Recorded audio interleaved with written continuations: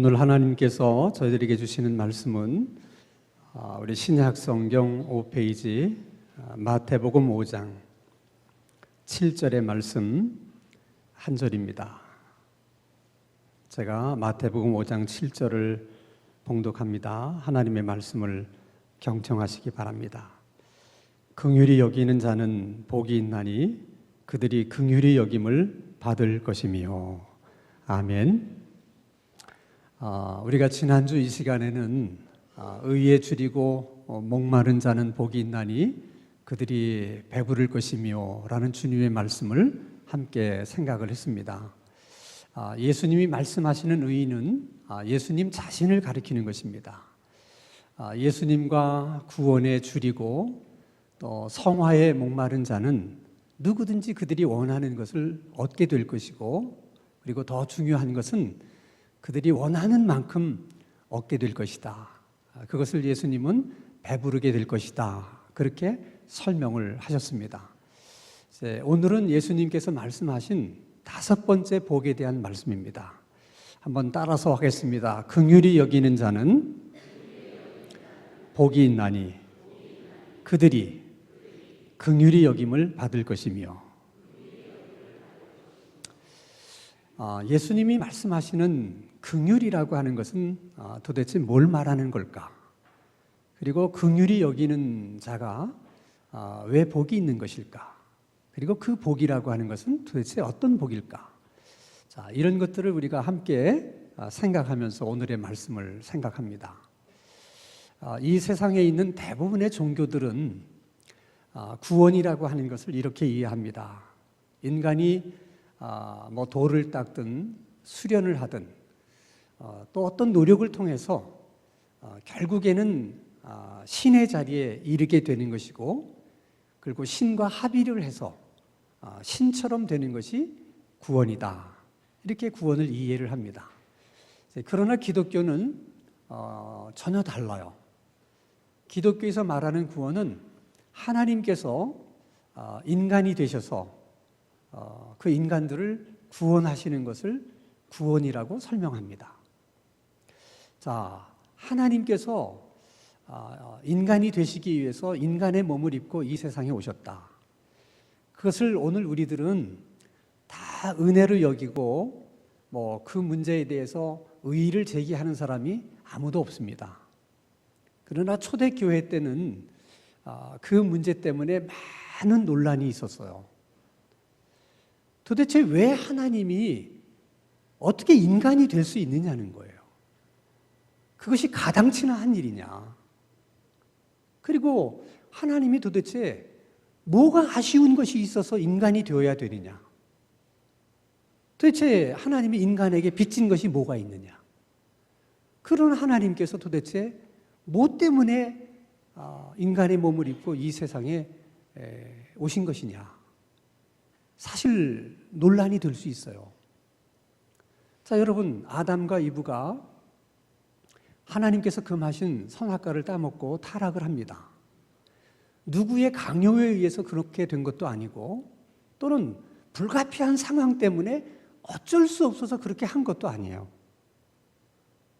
자기들이 원해서 선택한 것이고 자기들이 좋아서 결정한 일입니다. 그렇기 때문에 자기들이 한 일에 대한 책임을 아담과 이브가 다 질 수밖에 없는 거예요. 심판을 받아도 할 말이 없고, 저주를 받는다고 해서 다른 얘기할 수도 없고, 지옥에 떨어진다고 한들 불평할 일도 없습니다. 자기들이 한 일이기 때문에 어떤 결과를 낳는다 하더라도 그들로서는 아무런 할 말이 없는 것입니다. 그런데 그런 인간을 구원하기 위해서 하나님께서 인간의 몸을 입고 이 세상에 오셨다. 그게 여러분 이해가 되십니까? 그래서 우리가 인생을 살면서 이해 안 되는 일이 한두 가지가 아니지만은 가장 이해가 안 되는 것 중에 하나가 이 하나님의 사랑이에요. 도대체 왜 그런 인간을 하나님이 사랑하는지 아무리 생각해도 이해가 되지 않습니다. 자, 그러면 긍휼히 여김을 받는 사람들은 복이 있다. 하나님이 그렇게 말씀을 하시는데 왜 긍휼히 여김을 받는 사람들이 복이 있는가?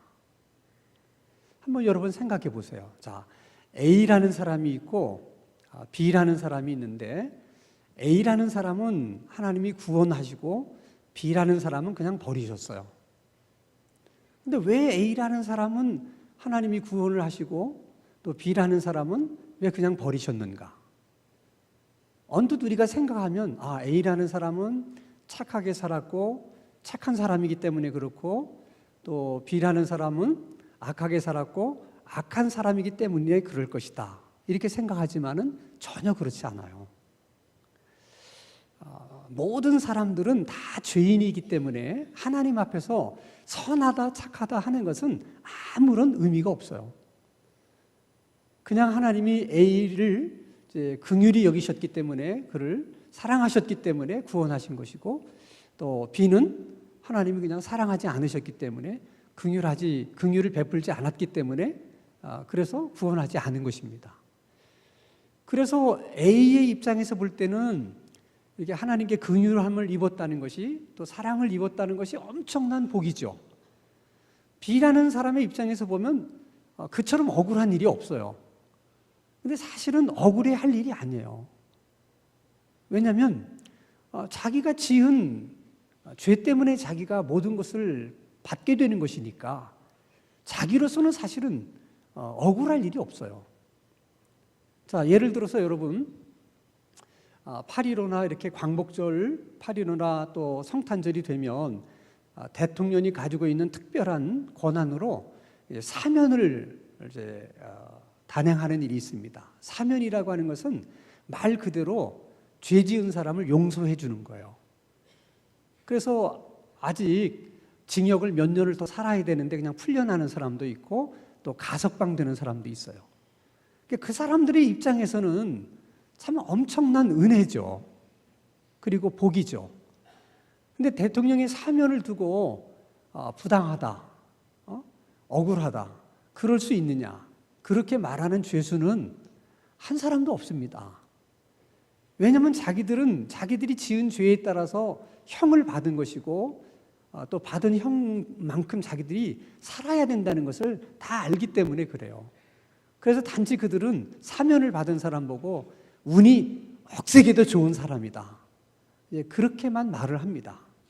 그 운이 억세게도 좋은 사람을 이제 신앙적인 용어로 하면 긍휼함을 얻은 사람이고 하나님의 사랑을 얻은 사람이다. 이제 그렇게 말할 수 있습니다. 그러면 그 긍휼함이라고 하는 것은 도대체 뭘 말하는 것일까?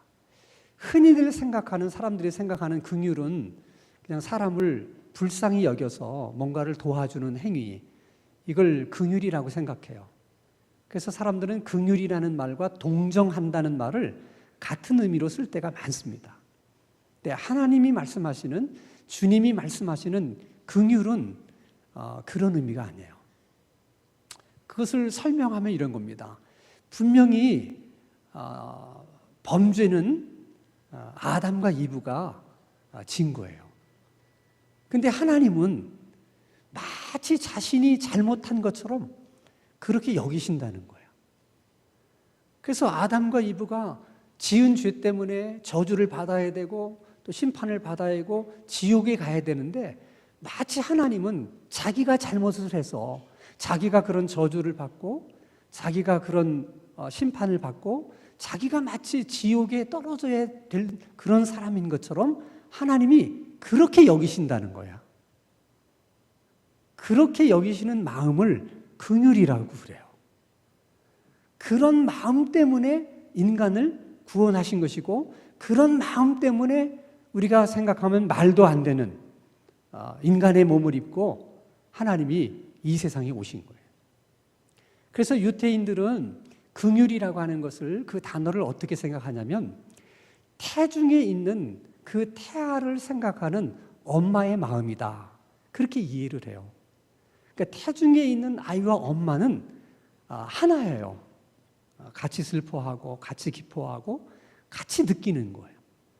그래서 그 태중에 있는 아이를 위해서 엄마는 무엇인지 할 수 있거든요. 그것이 어디서 나오는 것이냐? 사랑에서 나오는 것이고 이제 긍휼에서 나오는 것이다. 그럼 긍휼과 사랑은 어떻게 다른가? 자, 여러분, 하늘에 떠 있는 태양은 우리가 살고 있는 지구보다도 130만 배나 큰 별이에요.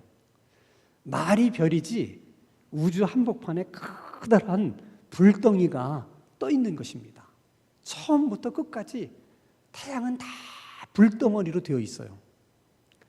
근데 세상의 과학자들은 그 태양이 수억 년 전부터 있었다 그렇게 얘기합니다. 수억 년부터 태양이 열을 발산을 하는데 어떻게 그 태양이 아직까지도 식지를 않았을까 하는 거예요. 그것은 여러분, 태양의 중심에 태양의 핵이라고 하는 것이 있는데 그것은 태양 전체의 한 20% 정도 되는 크기입니다. 그 핵의 온도는 1억 5천만 도나 돼요.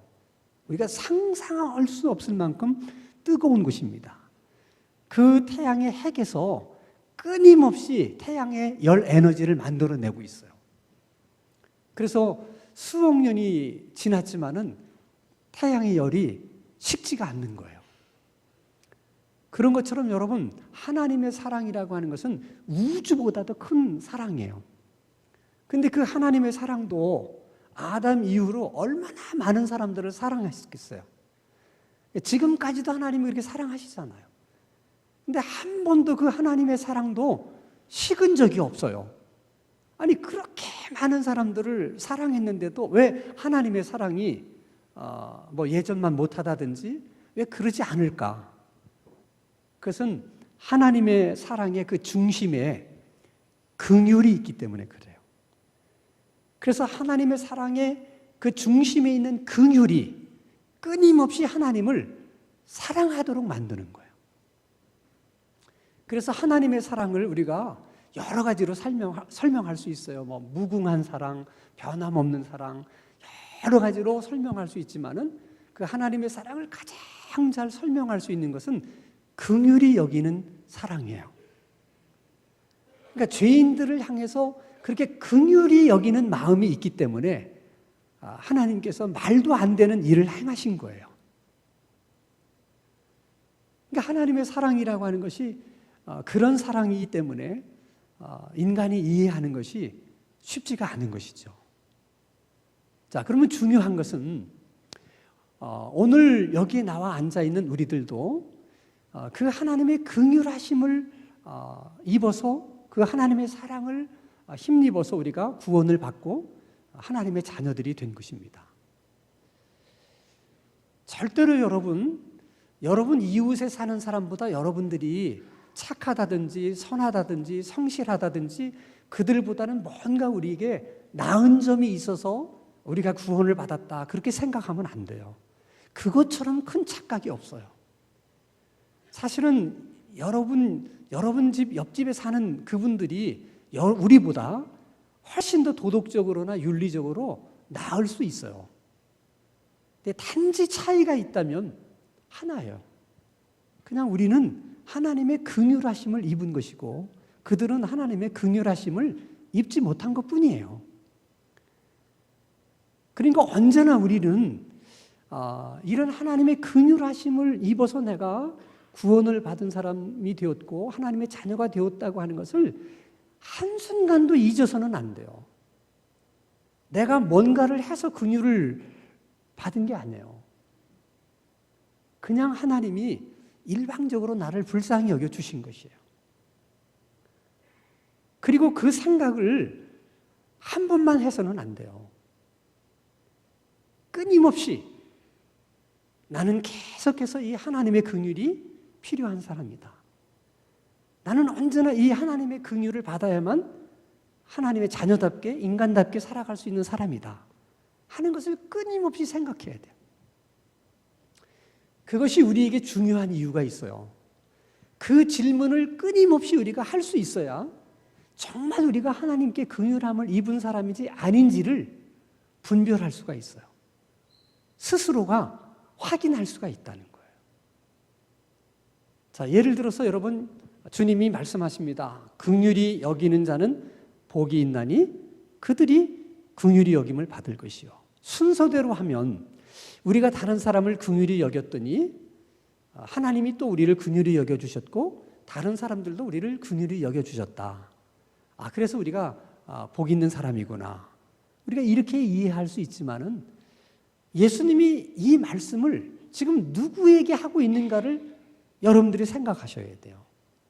1차적으로 예수님은 지금 이 말씀을 유태인들과 제자들에게 하고 있는 말씀이에요. 유태인들과 제자들은 특별히 하나님 앞에 선택받은 선민들입니다. 다른 말로 말하면 하나님의 긍휼하심을 입은 자들이에요. 하나님의 긍휼하심을 입은 자들에게 지금 주님이 말씀하십니다. 긍휼히 여기는 자는 복이 있나니 그들이 긍휼히 여김을 받을 것이며, 그 말씀은 하나님의 긍휼하심을 입은 자는 마땅히 다른 사람들을 긍휼히 여길 줄 알아야 된다는 거야. 그것이 당연한 일이라는 거야. 근데 그것이 너무나도 소중한 일이기 때문에 당연한 일을 하는데도 하나님이 그 당연한 일에 복을 주신다는 거예요. 이거를 잘 설명하고 있는 것이 이제 마태복음 18장에 무자비한 종에 대한 비유예요. 자, 어떤 임금님에게 1만 달란트를 빚진 종이 있었어요. 1만 달란트라고 하는 것은 지금 돈으로 환산을 하면 뭐 몇 조나 되는 정말 어마어마한 금액이기 때문에 절대로 그 종은 그 빚을 갚을 수 없을 만큼 큰 빚이에요. 근데 하루는 임금이 그 종을 불러다 놓고 왜 빚을 갚지 않느냐? 네 자식을 팔고 아내를 팔고 네 자신을 팔고 가산을 다 팔아서라도 빚을 갚아야 되지 않겠느냐? 그러니까 그 종이 그렇습니다, 임금님. 조금만 시간을 주면 제가 갚겠습니다. 그렇게 얘기를 해요. 근데 임금님이 종이 그렇게 하는 얘기를 들으면서 너무 불쌍한 마음이 드는 거예요. 왜냐하면 저놈은 지금 1만 달란트의 돈이 얼마나 큰 돈인지도 몰라서, 아니 마누라를 팔고 자식을 팔고 지 몸도 팔고 가산을 다 팔고 24시간 잠도 자지 않고 일을 해도 갚을 수 없는 빚인데 뭐 조금만 시간을 주시면 갚겠다니, 너무나도 불쌍한 생각이 들어서 어차피 갚을 수 없는 빚이라 여기고 탕감을 해줬어요. 근데 이 종이 탕감받고 나와서 길을 가다가 자기에게 100데나리온 빚진 친구를 만납니다. 100데나리온이라고 하는 것은 보통 일꾼이 3개월 동안 일을 하면 벌 수 있는 금액이에요. 그러니까 그렇게 뭐 큰 돈은 아니잖아요. 근데 얘기합니다. 너 왜 빚을 갚지 않느냐? 그랬더니 그 친구도 똑같은 얘기를 해요. 저에게 조금만 시간을 주면 제가 다 갚겠습니다. 그 말은 맞아요. 3개월치 월급이니까 뭐 한 2, 3년 열심히 안 먹고 안 쓰면 갚을 수 있거든요. 그런데 이 친구가 얘기합니다. 네가 말만 그러지 갚을 의사가 없는 것 같아. 그래서 고소를 해가지고 이 친구를 감옥에 가둡니다.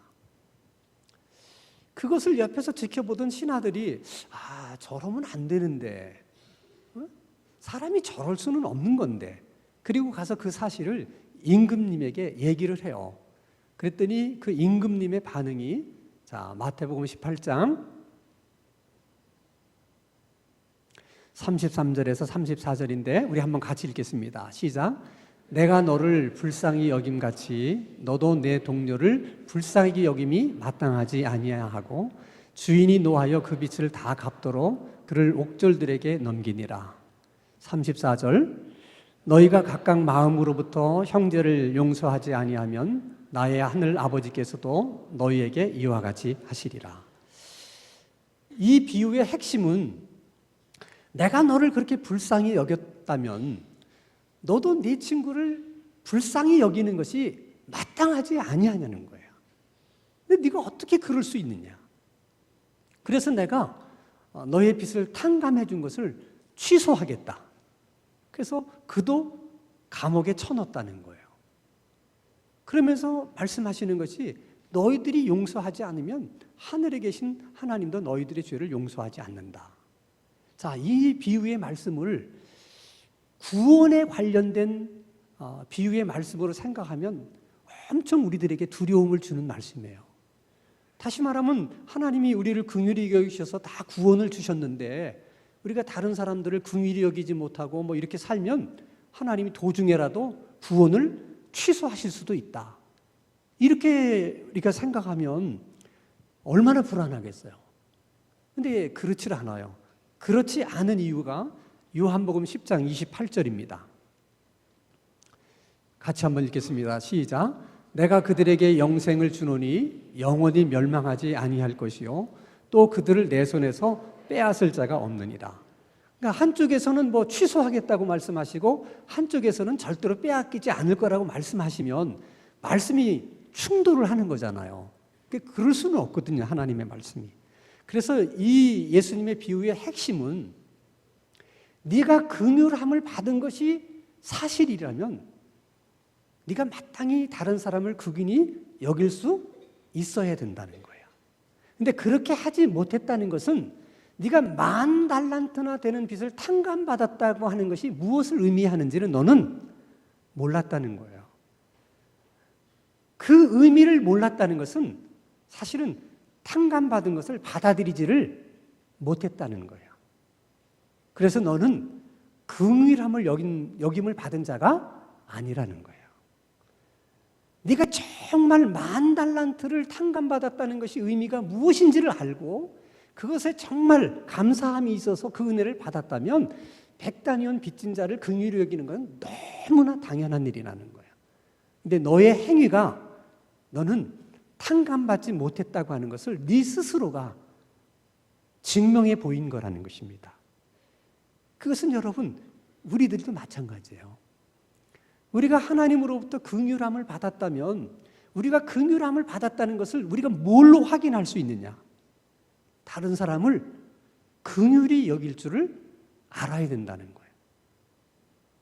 근데 사실 여러분 다른 사람을 긍휼히 여긴다는 게 참 좋은 일이라고 하는 것은 알지만 그게 말처럼 쉽지 않다는 것도 우리가 잘 알잖아요. 그러니까 쉽지 않은 일을 어떻게 그것을 가능한 일로 바꿀 수 있느냐? 세상 모든 일이 마찬가지예요. 쉽지 않은 일을 쉬운 일로 바꿀 수 있는 것은 훈련밖에는 없습니다. 그래서 신앙생활이라는 것이 다 훈련이에요. 자, 훈련의 기본 자세는 내가 먼저 하나님께 긍휼하심을 입은 자라고 하는 것을 늘 생각하는 거예요. 내가 뭐 잘나서 긍휼함을 입은 것이 아니다. 나는 정말 어떻게 보면 억세게 운이 좋은 사람이다. 두 번째, 그 하나님의 긍휼하심은 한 번만 받아서 충분한 게 아니에요. 이 어려운 세상을 살아가다 보면 우리가 본의 아니게 실수도 하고 잘못도 하는데 그때그때마다 우리는 또다시 하나님의 긍휼하심을 우리가 입어야 돼요. 그게 우리에게 필요하다는 것을 늘 생각해야 돼요. 그래서 히브리서 4장 16절에 이렇게 말씀을 하세요. 히브리서 4장 16절. 약간 뭔가 신통치 않아요. 자, 안 뜨면 여러분이 직접 찾아보는 수밖에 없는데 떴습니다. 자, 우리가 한번 같이 읽겠습니다. 시작. 그러므로 우리가 긍휼하심을 받고 때를 따라 돕는 은혜를 얻기 위하여 은혜의 보좌 앞에 담대히 나갈 것입니다. 이 말씀 중에서 제일 중요한 것은 첫째는 긍휼하심을 받는 거예요. 긍휼하심을 받아야 하나님의 은혜의 보좌 앞에 나갈 수도 있고 때를 따라 돕는 은혜도 받을 수가 있다는 거예요. 뭐가 먼저예요? 긍휼하심을 받는 거예요. 그래서 특별히 기도 훈련을 통해서 기도의 사람이 되고 싶은 사람들은 저 말씀을 꼭 기억하셔야 돼요. 우리가 하나님 앞에 먼저 긍휼함을 얻지 못하면 아무리 우리가 오랜 시간 기도를 하고 아무리 열심히 기도한다 하더라도 그 기도가 하나님의 은혜의 보좌 앞에 다다를 수가 없어요.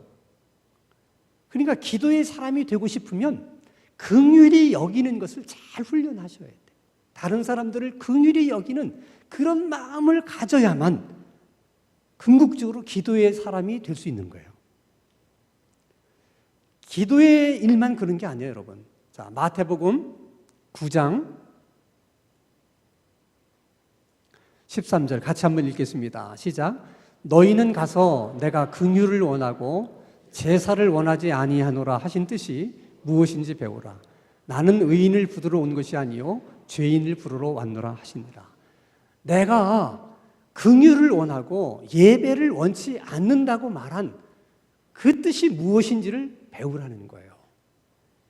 예배라고 하는 것은 하나님께 긍휼하심을 입은 자들이 그것이 너무 감사해서 하나님 앞에 드리는 것이 예배예요. 그러면 그 긍휼하심을 받은 것이 너무 감사한 자들은 당연히 다른 사람도 긍휼히 여길 수 있어야 된다는 거예요. 그런데 다른 사람들은 긍휼히 여기지 않으면서 하나님 앞에 나와서 그냥 예배하는 것은 하나님께 긍휼하심을 입은 자가 아닐 가능성이 많다는 거예요. 그러니까 하나님 앞에 예배하러 나오기 전에 너희들이 정말 하나님 앞에 긍휼하심을 입은 자들인지를 먼저 확인해보고 그리고 나와서 하나님께 예배하라는 거예요. 그런 자들만이 하나님께 예배를 드릴 수 있다는 것입니다. 자, 그러면 어떻게 우리가 다른 사람들을 좀 긍휼히 여기는 사람으로 우리가 좀 훈련될 수 있을까? 자, 가장 효과적으로 훈련하는 방법은 딱 두 가지예요. 해서는 안 되는 일이 있고 해야만 되는 일이 있어요. 훈련이 효과적으로 되려면 해서는 안 되는 일은 할 수 있으면 하지 말고 해야만 되는 일을 반복적으로 해야 됩니다. 만약 해서는 안 되는 일을 계속 반복적으로 하면 훈련이 돼요, 안 돼요? 안 됩니다. 절대로 안 됩니다. 근데 그 중에 어떤 사람들은 해서는 안 되는 일을 한 10번 하다가 해야 되는 일을 또 한 10번 하는 사람이 있어요. 그런 사람은 어떻게 되겠어요? 본전이에요. 그러니까 훈련이 안 돼.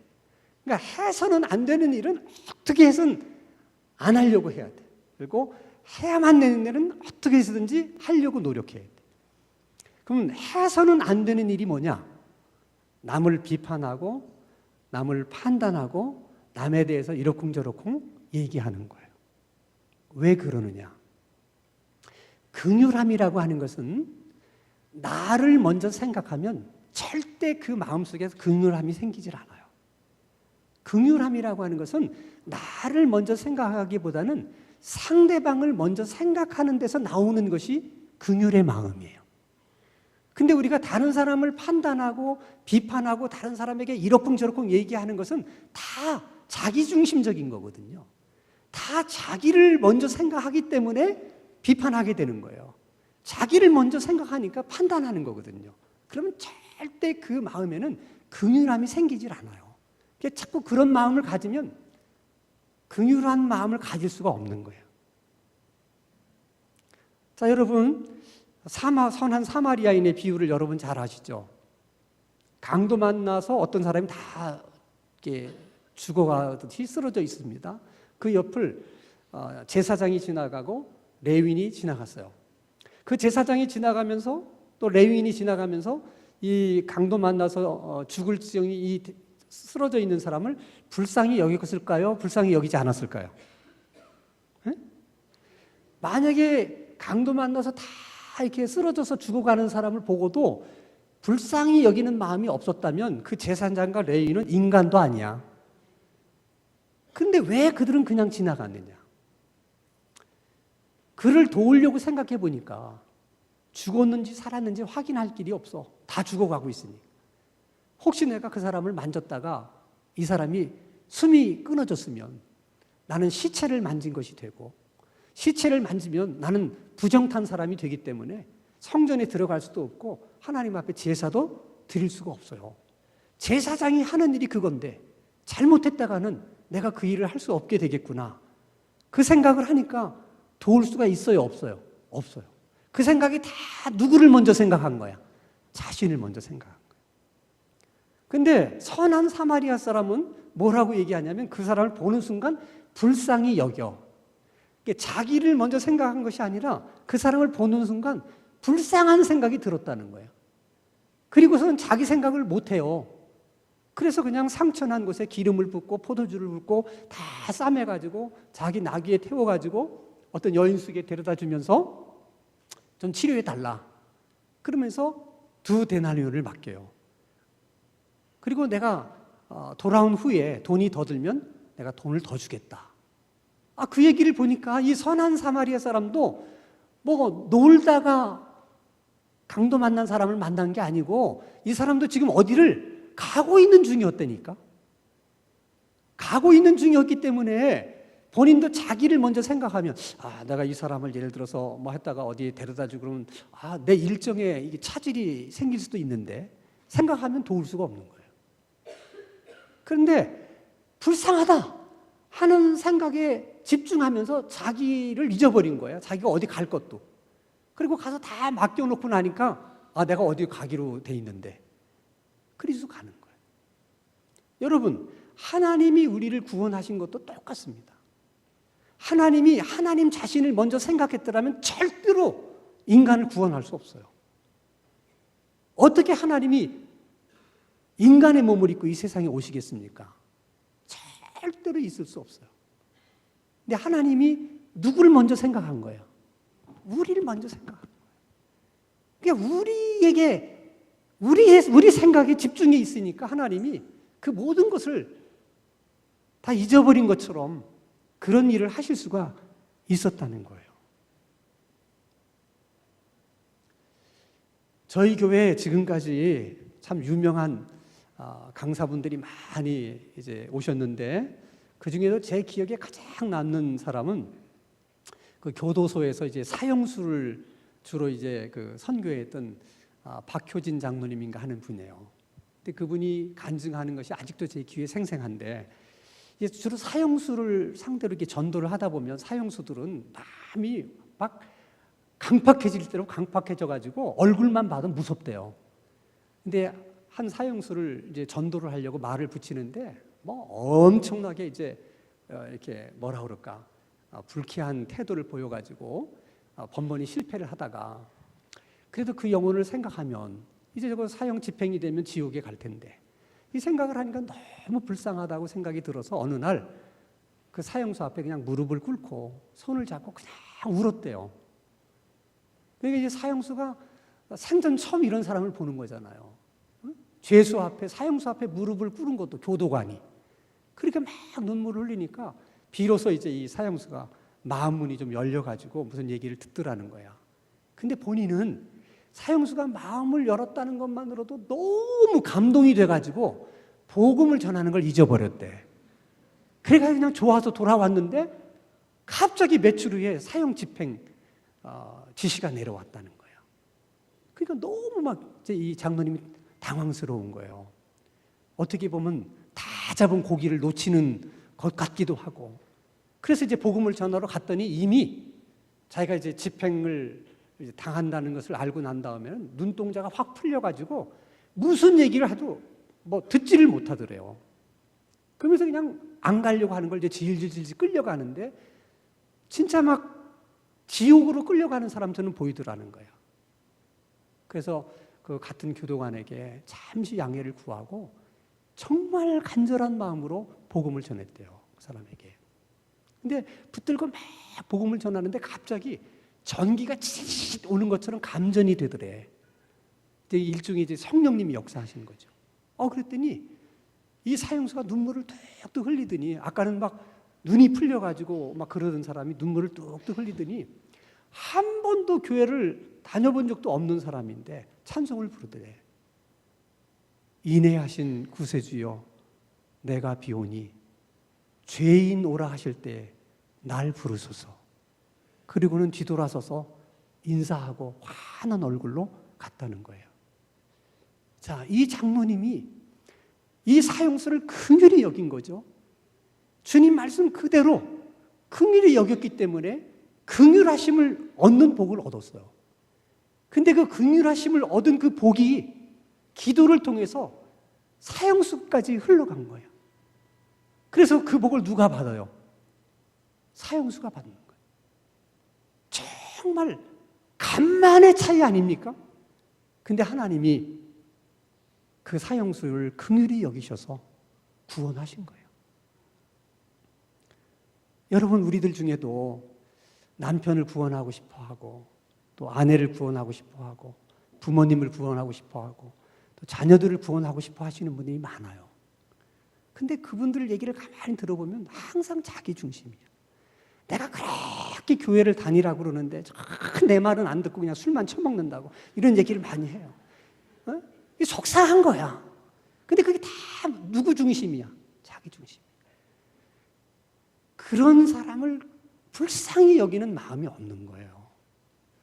정말 믿지 않는 남편이 저대로 가면 지옥에 가는데 그게 너무 마음이 아파서, 그래서 아무리 얘기해도 알아듣지도 못하는 저 사람, 그게 너무 마음이 아파서 그냥 허구한 날 하나님 앞에 울면서 긍휼히 여겨달라고, 그저 긍휼히 여겨달라고 그렇게 기도만 하면 하나님이 어느 날 그 남편에게 긍휼함을 주시는 거야.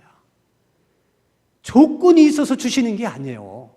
그냥 긍휼함이라고 하는 것은 하나님이 베풀고 싶은 사람에게 주시는 거야. 아무리 그 남편이 술을 먹고 뭐 어떻게 해도 하나님의 긍휼함이 임하시면 긍휼함을 받는 거예요.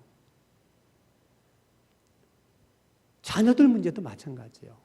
왜 부모님들이 자녀들하고 계속 다투고 싸웁니까?